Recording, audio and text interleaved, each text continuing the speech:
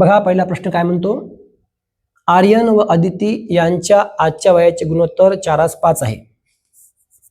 आर्यन व अदिती यांच्या आजच्या वयाचे गुणोत्तर 4:5 आहे. पुढे अदिती व अथर्व यांच्या आजच्या वयाचे गुणोत्तर 3:2 आहे. आर्यनचे आजचे वय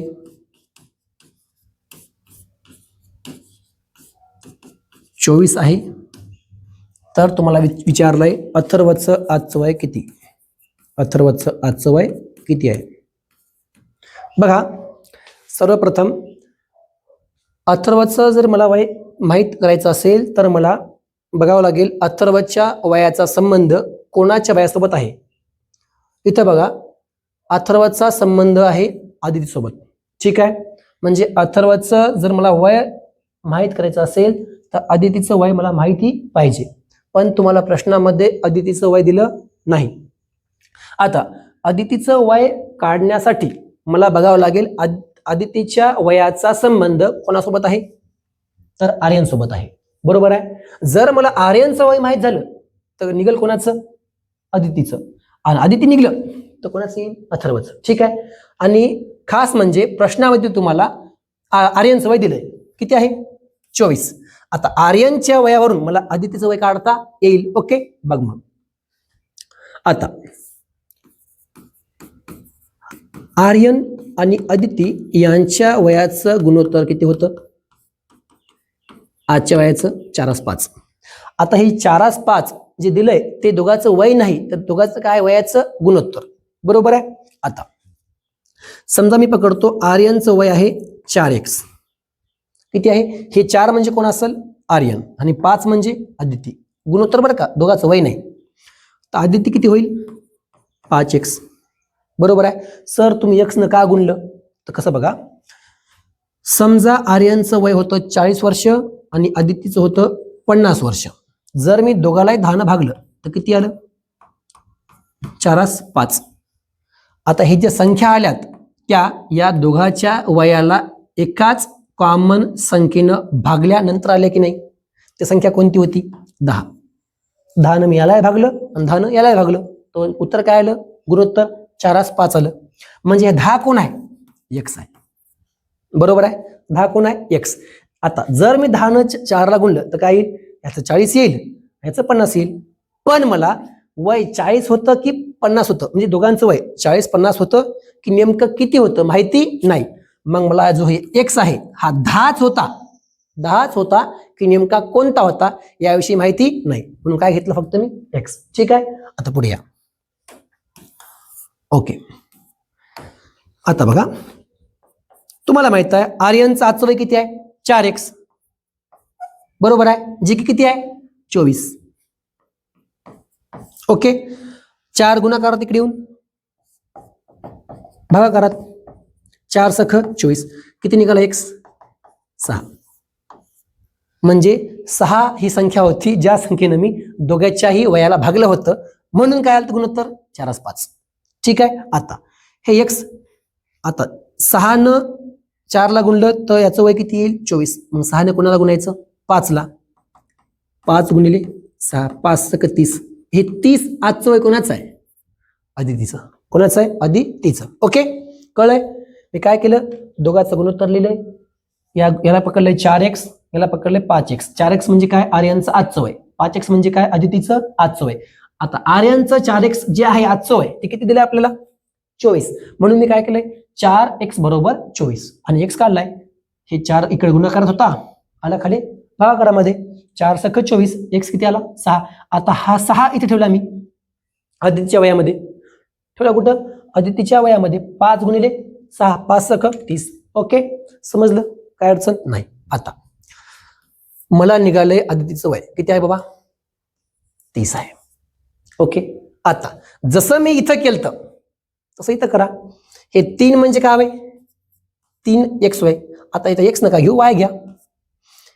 3 म्हणजे काय हवे, 3y. कोणाचं वय? अदितीचं, आजचं. 2 म्हणजे 2y. कोणाचं वय? अथर्वचं वय. कधीचं? आजचं. बघा मग मला इथं 3y बरोबर किती माहित आहेत? 30. 3y म्हणजे कोणाचं वय? अदितीचं आजचं वय जे की किती आलंय? 30 आलंय. मग ठेवा 3y बरोबर 30. y इथं 3 गुणाकारामध्ये, इकडे येऊन भागाकारामध्ये. तो y बरोबर 30/3. 3 10 30. किती आला बेटा y? 10 आलाय. आता हे 2y कोणाचं वय आहे? अथर्वचं. म्हणजे 2 गुणिले y म्हणजे किती आलाय? 10. 10 20. तर अथर्वचं आजचं वय आहे 20 वर्ष. किती आहे?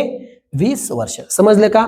एकदम सोपं होतं गणित. मी काय केलंय, जे तुम्हाला गुणोत्तर दिलेत वयाचे ते जशा आज तसे लिहून घेतलेत. ओके. मग मला विचारलं होतं अथर्वचं, तर अथर्वचं जर वय काढायचं असेल तर मला माहिती पाहिजे अदितीचं, जे की तुम्हाला प्रश्नात नाही दिलंय. अदितीचं जर मला काढायचं असेल तर माहित पाहिजे आर्यनचं, कारण संबंध दोघांचा आहे या वयाचा. ठीक आहे. आता आर्यनचं वय दिलं होतं, त्यावरून काय काढलं मी? अदितीचं वय. अदितीचं वय ठेवून कोणाचं काढलंय? अथर्वचं. ठीक आहे. आलं किती? 20. ओके. तर अशा प्रकारे आपला पहिला प्रश्न झालाय. नाव नेक्स्ट पुढचा बघा. ओके.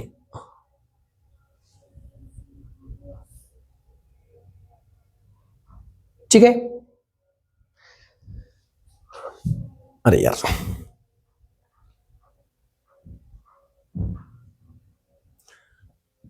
काय म्हणतो बघा. गुलाबाच्या 10 रुपयांची किंमत 700 रुपये आहे, तर अशा 25 रुपयांची किंमत किती? एकदम सोपा प्रश्न आहे. काय म्हणते? 10 रुपयांची किंमत 700 आहे म्हणते. किती रुपये? 700 रुपये. तर तुम्हाला विचारलंय 25 रुपयांची किंमत किती? काय पकडूया आपण? x. रुपये एका साईडला, किंमत एका साईडला. ठीक आहे. 10 रुपयाची एवढी किंमत, तर एवढ्या रुपयांची किती किंमत? नाही कळलं. 10 रुपयाची 700 रुपये किंमत आहे, तर 25 रुपयांची किती रुपये किंमत आहे? तिरपा गुणाकार करा. कसा करता? तिरपा या दोघांचा. 10 गुणिले x मध्ये काय ठेवायचं? बरोबरचं साईन. पुन्हा या दोघांचा तिरपा गुणाकार. 700 गुणिले 25. ठीक आहे. बघा 10 आहे इकडं गुणाकारामध्ये, इकडे येऊन भागाकारामध्ये. x बरोबर 700 गुणिले 25/10. हा शून्य कटेल, हा शून्य कटेल.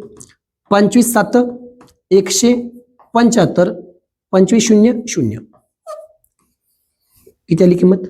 1750 रुपये. सोपं होतं गणित. ठीक आहे. पुढे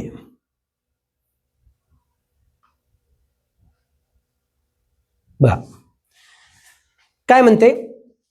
ए चा 2/5 भाग व बी चा 3/4 भाग कशा आहेत म्हणते? समान. तर ए चे बी शी गुणोत्तर किती? सर्वप्रथम बघा,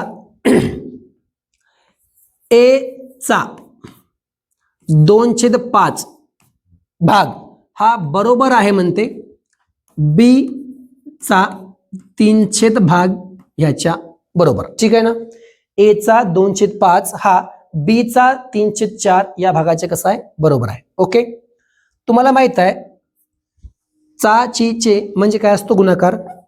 ए गुणिले 2/5 बरोबर बी गुणिले 3/4. कळलं एवढं? आता तुम्हाला विचारलं काय? ए चे बी शी. ए चे बी शी म्हणल्यानं काय येते? ए येतो वर, बी येतो खाली. जर तुम्हाला म्हणलं असतं बी चे ए शी, तर काय लिहायचं? बी वर ए खाली. कोणाचं कोणाशी? च म्हणलं की वर आणि शी म्हणलं की खाली. कळलं की? ए चे बी शी म्हणजे ए वर बी खाली. बी चे ए शी म्हणलं तर बी वर ए खाली. कळलं का? तर तुम्हाला म्हणलं काय? ए चे बी शी म्हणजे ए वर पाहिजे, बी खाली पाहिजे. तर मी काय करणार? हा बी गुणाकारात आहे, तिकडे येऊन कुठे येईल? भागाकारामध्ये. ए छेद बी होईल. हा इकडे आहे बघा, इकडं. इकडे होता गुणाकारामध्ये, इकडे आलाय भागाकारामध्ये. ओके. आता गुणाकारला गुणाकार जशाच तसा, 2/5 ला 2/5 जशाच तसा. इथे काय उरलंय? 3/4. कळलं काय?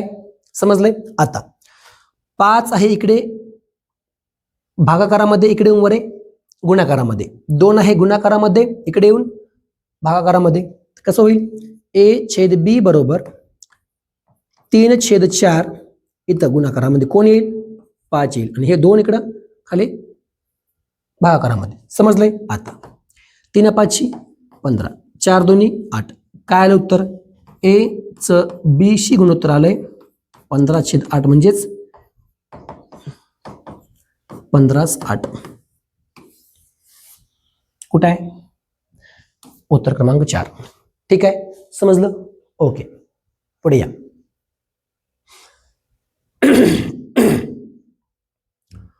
प्रश्न क्रमांक 4 काय म्हणतो? x अधिक 3, x वजा 9, x वजा 3 या 3 संख्या प्रमाणात असतील.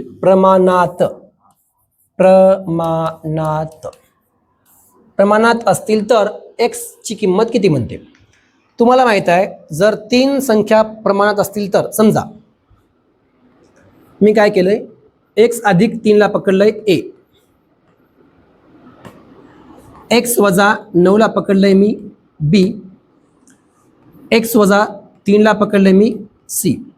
तुम्हाला माहित आहे, जर 3 संख्या प्रमाणात असतील तर आपण त्यांना असं लिहितो, a/b बरोबर b/c किंवा b चा वर्ग बरोबर a गुणिले c. ठीक आहे, तर बघा मग इथं b कोण आहे? x वजा 9 b आहे, याचं काय होईल? वर्ग होईल. a कोण आहे? x अधिक 3 गुणिले c कोण आहे? x वजा 3. ओके, तुम्हाला सूत्रपाठ असेल a वजा b चा वर्ग. काय असते? a चा वर्ग वजा 2ab अधिक b चा वर्ग.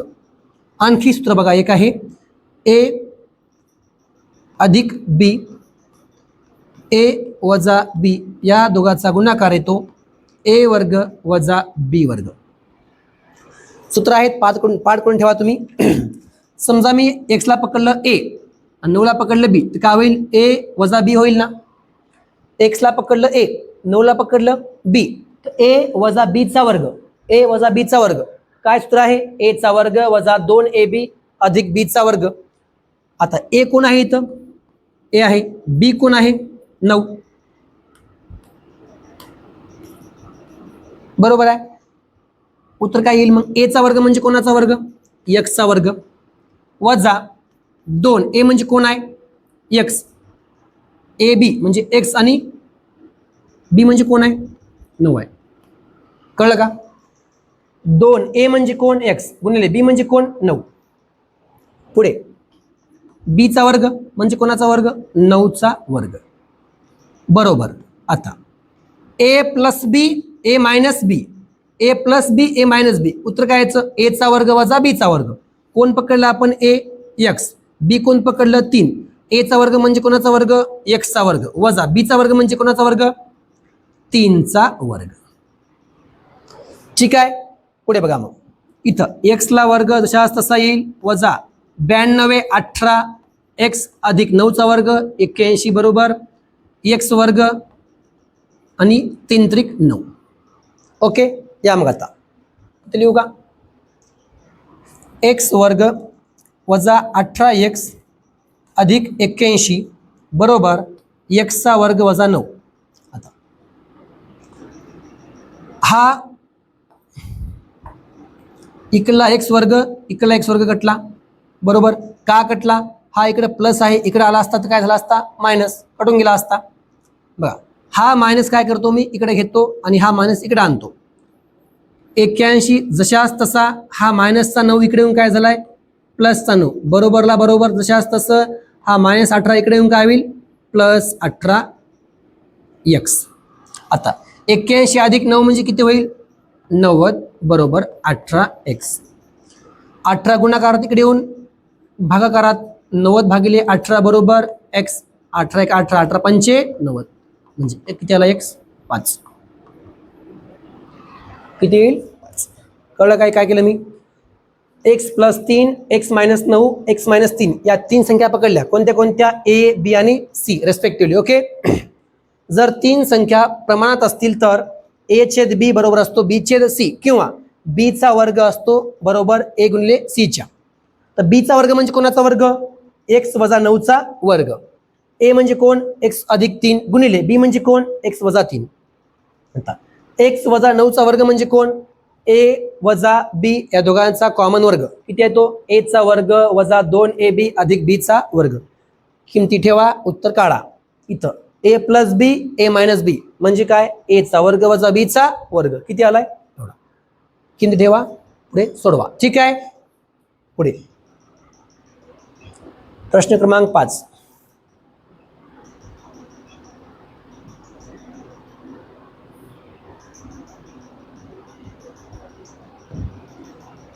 बघा, 3 संख्यांचे गुणोत्तर आहे म्हणते 3 4 5. त्यांच्या वर्गांची आहे बेरीज 450. तर संख्या कोणत्या? बघा, तुम्हाला दिलंय गुणोत्तर 3 4 5 बरोबर आहे 3 संख्यांचं. आता हे गुणोत्तर आहे, संख्या आहेत का? नाही. मग जर मी 3 ला केलं 3x ही काय झाली? संख्या. 4 ला केलं 4x काय झाली? संख्या. 5 ला केलं 5x तर काय झाली? संख्या. आता या 3 संख्यांच्या वर्गांची बेरीज म्हणजे 3x या संख्येचा वर्ग अधिक 4x या संख्येचा वर्ग अधिक 5x या संख्येचा वर्ग या तिघांच्या वर्गांची बेरीज आहे म्हणते 450. ओके. बघा, मग 3 चा वर्ग 9 x वर्ग येईल अधिक 4 चा वर्ग 16 x चा वर्ग x वर्ग अधिक 5 चा वर्ग 25 x चा वर्ग x वर्ग बरोबर 400.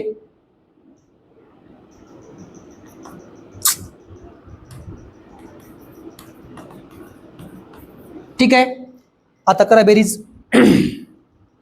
9x चा वर्ग अधिक 16x चा वर्ग अधिक 25x चा वर्ग पद सारखे आहेत. काय होईल सर्वांची बेरीज? 16 9 25 25 आणि 25 50 50x चा वर्ग बरोबर 450. ठीक आहे.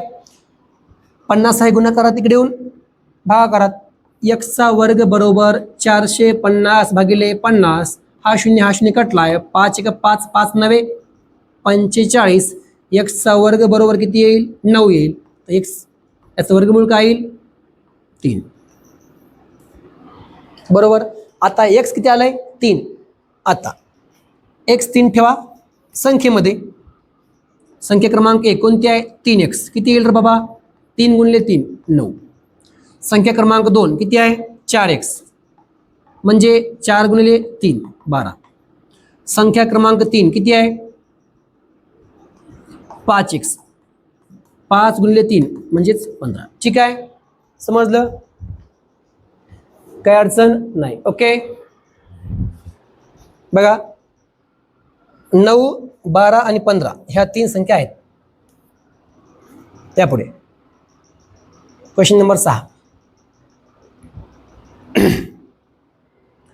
काय म्हणते? विजया संजनापेक्षा 15 वर्षांनी मोठी आहे. सुनीता संजनापेक्षा 5 वर्षांनी लहान आहे. विजयाचे वय सुनीताच्या वयाच्या 9/5 पट आहे. तर संजनाचे वय विजयाच्या वयाशी किंवा संजनाचे विजयाच्या वयाशी असलेले गुणोत्तर किती? फर्स्ट बघा काय करायचं. विजया संजनापेक्षा 15 वर्षांनी मोठी आहे. जर मी संजना पकडलं x, संजनाचं वय काय पकडलं x, तर विजयाचं होईल 15 ने जास्त म्हणजे x अधिक 15 बरोबर. परत काय म्हणते? सुनीता संजनापेक्षा 5 वर्षांनी लहान आहे. तर सुनीता येईल संजनाच्या वयापेक्षा 5 ने लहान म्हणजे x वजा 5. कळलं का? मी संजनाला पकडलंय x, विजया पकडलंय x + 15. का पकडलंय? संजनापेक्षा 15 ने जास्त आहे. सुनीता किती आहे? संजनापेक्षा 5 ने कमी आहे. x वजा 5. कळलं? आता बघा, विजयाचे वय सुनीताच्या वयाच्या 9/5 पट आहे म्हणते. विजयाचं जे वय आहे ते आहे सुनीताच्या वयाच्या 9/5 पट. कळलं का? आता विजयाचं वय किती आहे? x + 15. सुनीता किती आहे? x - 5. याला गुणलंय मी 9/5 न. ठीक आहे. याच्या खाली काही नाही म्हणजे काय पकडायचा? 1. ओके, बघा x + 15 ला 15 x + 15 जशास तसा.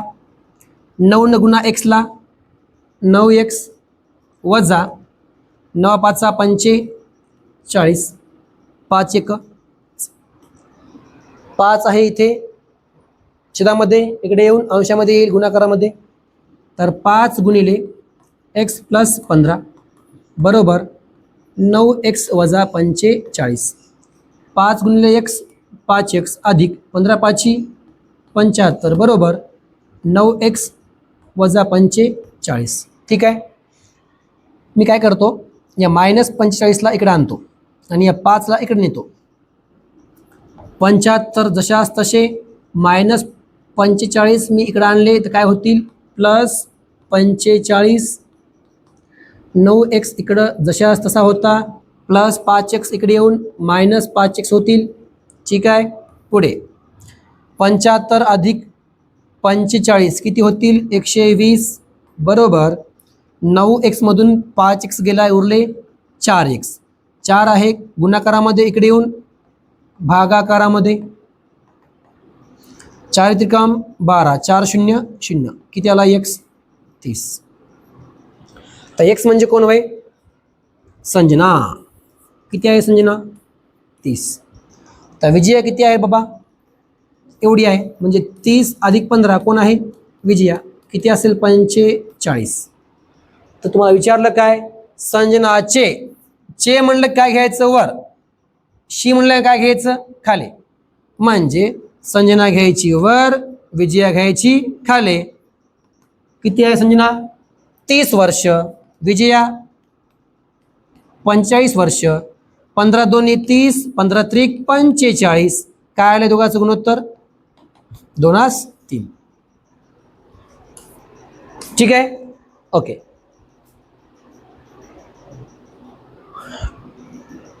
बघा प्रश्न क्रमांक 7.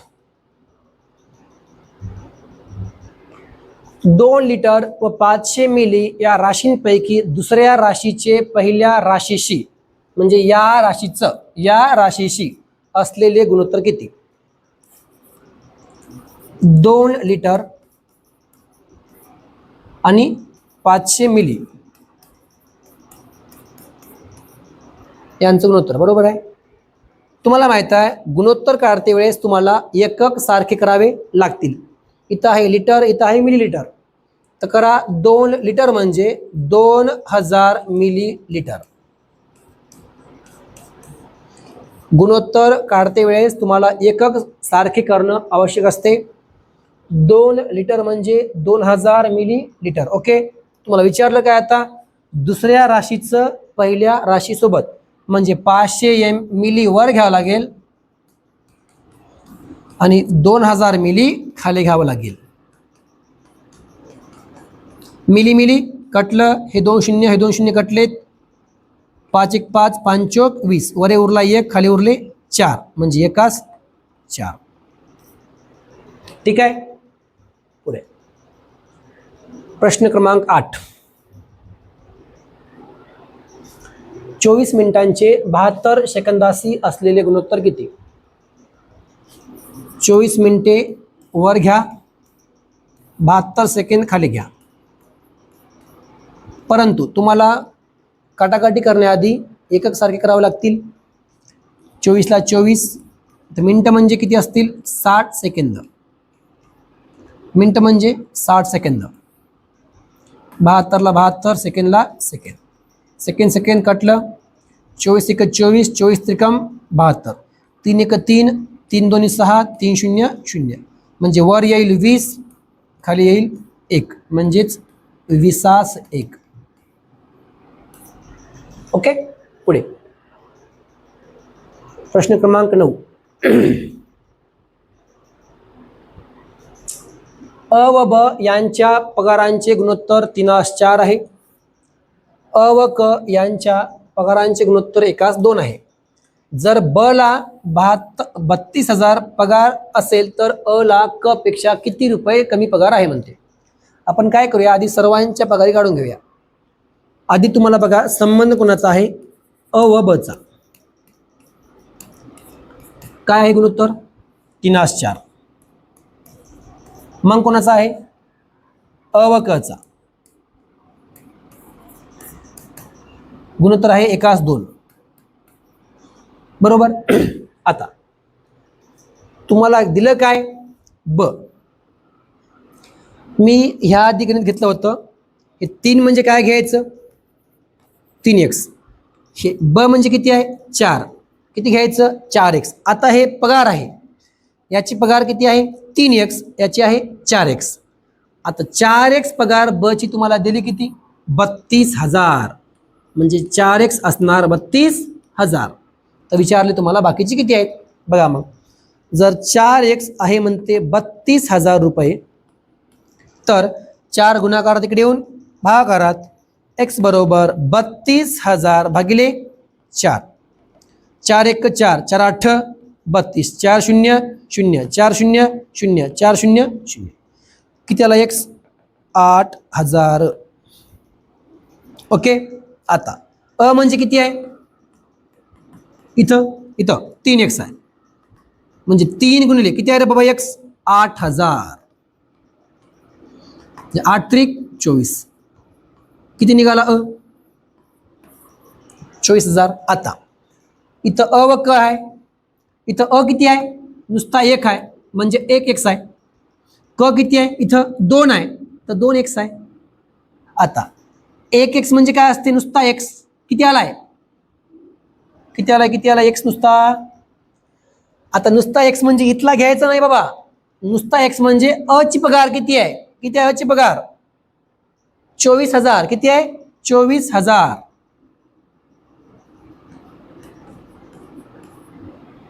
आता सर तुम्ही तर 3x घेतली होती की, ते इथलं होय.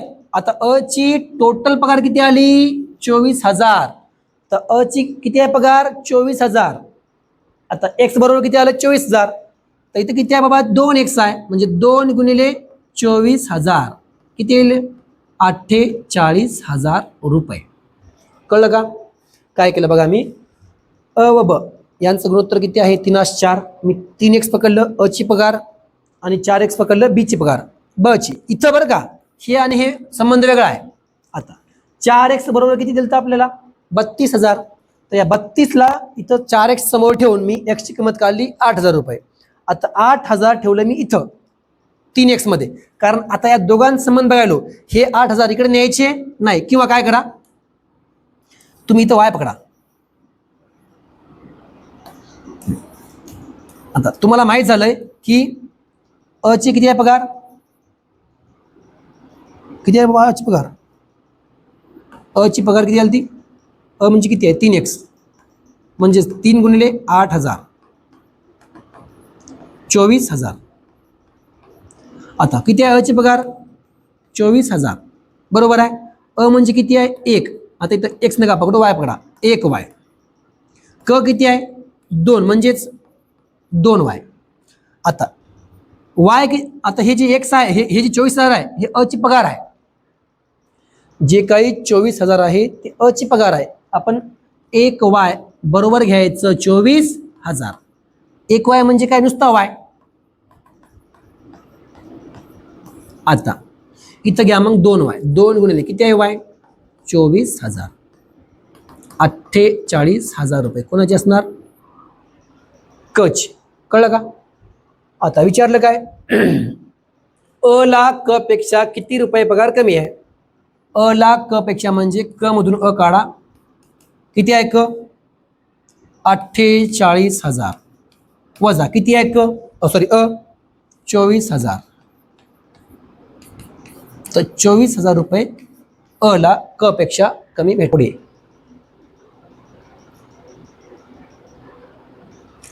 राम व श्याम यांनी आपले भांडवल 2-3 वर्षांच्या मुदतीत गुंतवले होते त्यांच्या नफ्यांचे गुणोत्तर 3:2 आहे, तर त्यांच्या भांडवलांचे गुणोत्तर किती?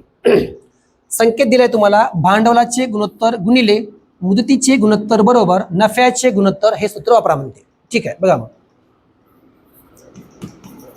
भांडवलाचे गुणोत्तर गुणिले मुदतीचे गुणोत्तर बरोबर नफ्याचे गुणोत्तर.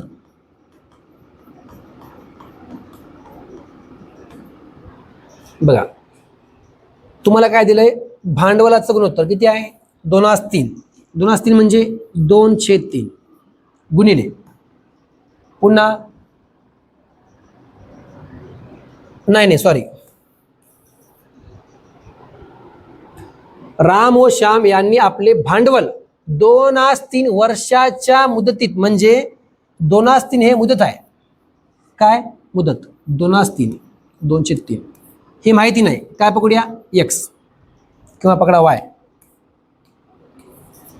बरोबर नफ्याचे किती आहे गुणोत्तर? 3:2 म्हणजे 3/2. विचारलं काय? भांडवलाचे गुणोत्तर. हे वाय म्हणजे कोण आहे? भांडवलाचे गुणोत्तर. बघा मग वाय बरोबर हे 3 इकडं भागाकारामध्ये, इकडे येऊन गुणाकारामध्ये, 3 गुणिले 3 हे 2 ला 2 होते, हे इकडे येईल. काय केलं कळलं का? हे 3 इथं होतं, इथं आणलं वर, हे 2 वर होतं, खाली आणलं. 3 गुणिले 3 2 गुणिले 2 वाय बरोबर 3 त्रिक 9 बे 2 4 9/4. आता 2.7 डेका लिटरचे 45 डेसिलिटरशी गुणोत्तर किती? तुम्हाला काय विचारलंय? 2.7 डेका लिटर याचे गुणोत्तर 45 डेसिलिटरशी किती आहे म्हणते. तुम्हाला माहित आहे 1 डेका लिटर म्हणजे 100 डेसिलिटर. तर काय घेईल मी? 2.7 गुणिले डेका लिटर म्हणजे 100 डेसिलिटर छेद 45 डेसिलिटर. आता हे कटून जाईल, हे 1 पॉइंट आहे, कटून जाईल, 1 0 कटून जाईल. वर किती उरला आहे? 27 आणि 10 270 खाली 45. बघा 9 5 45 9 त्रिक 27 9 0 0 काय उरलं वर? 30 खाली 5 5 सक 30 म्हणजे 5 1 5 6 1. ओके, पुढे प्रश्न क्रमांक 12. एक रेल्वे ताशी 160 किलोमीटर वेगाने 4.25 तासामध्ये काही अंतर जाते. जर रेल्वेचा वेग 1/4 पट कमी केला तर तेवढ्याच वेळात ते किती अंतर जाईल? सर्वप्रथम तुम्हाला अंतर याचं सूत्र माहित पाहिजे. अंतर बरोबर असतो, सॉरी वेग बरोबर असतो अंतर भागिले वेळ. तर अंतर काय येईल? वेळ इकडे येईल गुणाकारामध्ये, वेळ गुणिले वेग बरोबर येईल अंतर. ठीक आहे. आता एक रेल्वे ताशी किती म्हणते? 160 किलोमीटर वेगाने, म्हणजे आधी होता वेग नंबर 1 किती होता? 160 झाला किती म्हणते?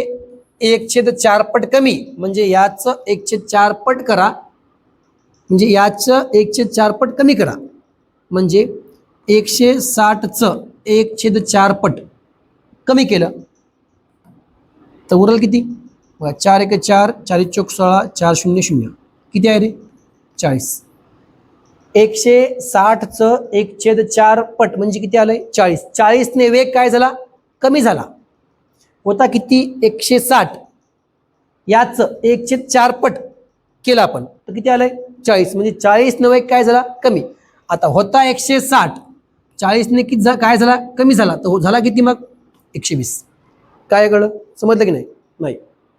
बघा, वेग आहे 160, तेव्हा किती लागला वेळ? 4.25 तास. किती लागला वेळ? 4.25 तास म्हणजे 4 तास पूर्ण आणि दुसऱ्या 4 तासामधला एक भाग. सॉरी, 4 तास पूर्ण आणि दुसऱ्या एका तासाची किती भाग केले मी? 4 केले, त्यातला एक भाग. कळलं काय म्हणलं मी? 4 तास पूर्ण आहेत अधिक पुढच्या एका तासाचे मी 4 भाग केले, 15-15 मिनिटाचे 4 भाग, त्यातला एक भाग म्हणजे 15 मिनिटं. 4 तास आणि 1चे 4 म्हणजे काय होय? 15 मिनिटं होय. हे 4 तास पूर्ण आहेत आणि 1चे 4 तास म्हणजे 15 मिनिटं. कसं कळलं? एका तासाचे मी 4 भाग केले, 4चा एक भाग घेतला म्हणजे किती आहे? 15 मिनिटं. बरोबर आहे? बघा मग, खाली काही नाही म्हणजे काय असतो? 1. 4 चौक 16 अधिकला अधिक 1 1 1 4 1 4 काय येईल? 16 अधिक 1 17/4. हे झाले वेळ. किती लागला? 17/4 तास. ठीक आहे. इथं बघा, मग आधी वेग होता 160, 1/4 पट म्हणजे किती? 40ने कमी झाला 120. तर तुम्हाला विचारलंय नंतर किती अंतर जाईल? तुम्हाला माहित आहे अंतर बरोबर आहे वेळ गुणिले वेग. किती आहे वेळ? वेळ काय म्हणते? तेच आहे, तेवढाच म्हणजे किती? 17/4 तास. आणि वेग किती आहे? 120. करा मग, 4 1 4 4 त्रिकम 12 4 0 0 17 गुणिले 30 17 त्रिक 51 17 0 0 म्हणजे किती आला? 510. ओके, पुढे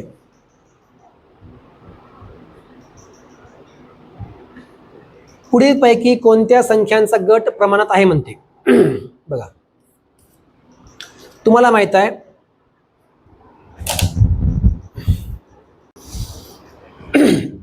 बघा, प्रश्न क्रमांक 13, पुढील पैकी कोणत्या संख्यांचा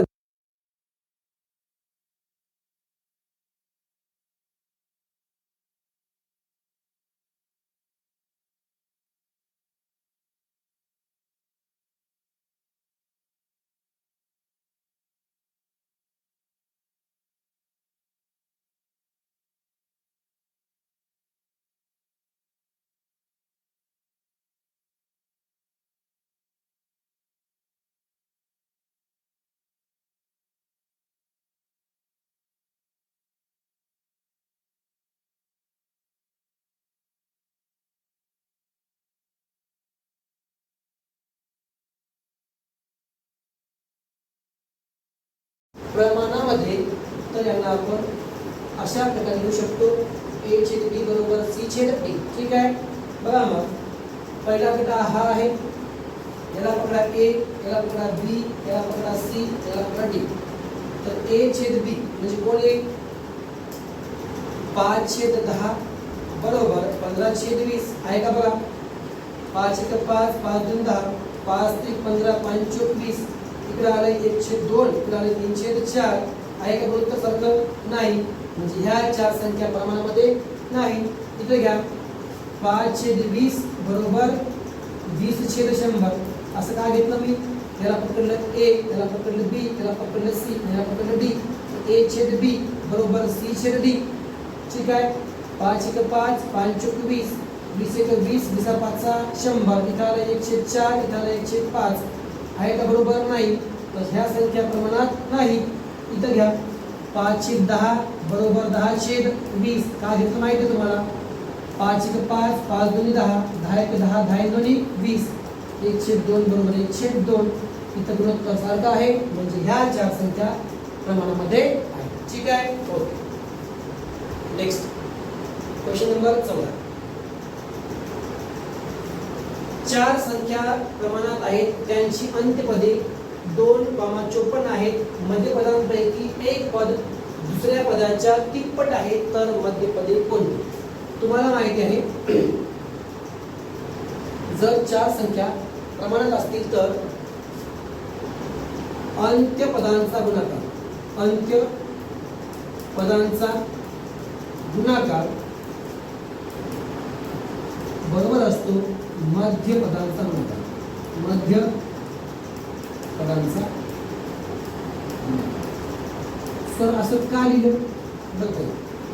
तुम्हाला माहित आहे जर चार संख्या प्रमाणात असतील तर a छेद b बरोबर असतो c छेद d. हे आहे स्टार्टिंगचं पद a, b, c, d. हे आहे अंत्यपद शेवटचं. इथं लागली कर हे दोन कसे आहेत तर अंत्यपद. हे आहेत तर मध्यपद. हे अंत्य आणि हे आता d इकडे आहे इकडे काय गुणाकारामध्ये. c इथं होता b खाली होता इकडे गुणाकारामध्ये. a आणि d काय अंत्य आहेत. अंत्यपदाचा गुणाकार बरोबर. सी आणि डी काय आहेत मध्यपद. अंत्यपदाचा गुणाकार बरोबर मध्यपदाचा गुणाकार. का सूत्र घेतलं कळलं ठीक आहे. काय म्हणजे त्यांच्या अंत्यपदे हे 2,54 आहे. 2,54 अंत्यपद 2,54 या दोघांचा गुणाकार. एक आहे 2 दुसरा आहे 54 यांचा गुणाकार. पुढे मध्यपदांचा गुणाकार.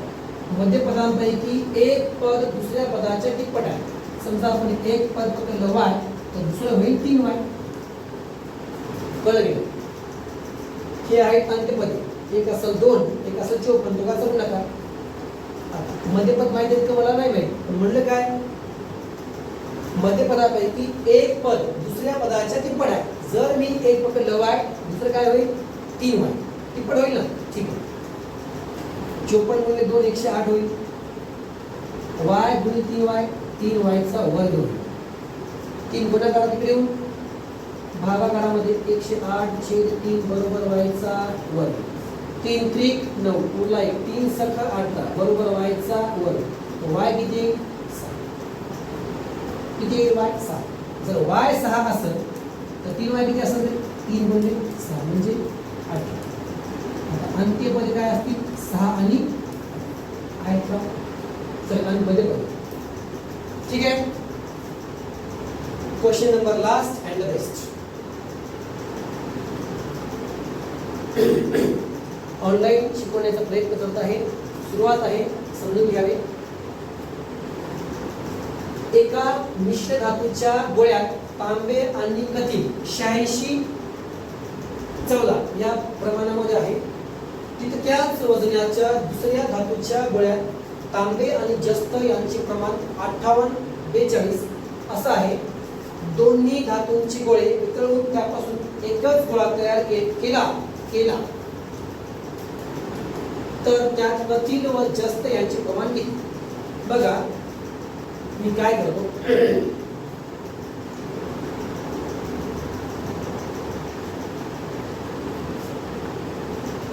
तांबे व कथी यांचं गुणोत्तर आहे 86 या 14. तांबे व जस्त यांचं गुणोत्तर आहे 58 42. दोघांची टोटल करा किती 100. म्हणजे जे काही भाग केले ते कसे आहेत सारखे आहेत. तांबे आणि कथी या दोघांचे मिळून किती आहेत 100. 100 पैकी 86 भाग कोणाचे तांब्याचे 14 भाग कोणाचे कथीचे. 100 सारखे भाग. इथं तांबे व जस्त 58 42 मिळून कोणी किती झाले 100. 100 सारखे भाग यातले 58 कोणाचे तांब्याचे 42 कोणाचे जस्ताचे. ठीक आहे. आता हे 100 जर सारखे भाग असतील तर मला सांगा मग हे आणि हे या दोघांचं गुणोत्तर सरळ सरळ काढता येईल. कारण भाग कसे आहेत इथं आणि इथं कसे आहेत 100 100 आहेत सारखेच आहेत. मग सरळ सरळ मला कथील आणि जस्ताचं गुणोत्तर काढता येईल. घ्या मग कथील छेद जस्त. कथील व जस्त म्हणते ना इथे कथील 14 किती आहे जस्त 42. हे कथील हे जस्त 14 एक 14 14 म्हणजे किती 1 ठीक आहे. तर अशा प्रकारे मी होईल तेवढं सावकाश आणि सोप्या पद्धतीनं सांगायचा प्रयत्न केला आहे. नवीन आहे, काही चुका होती बोलण्यामध्ये तर समजून घ्या आणि काही अडचण असेल तर सांगा. ओके, बाय बाय, धन्यवाद, जय शिवराय.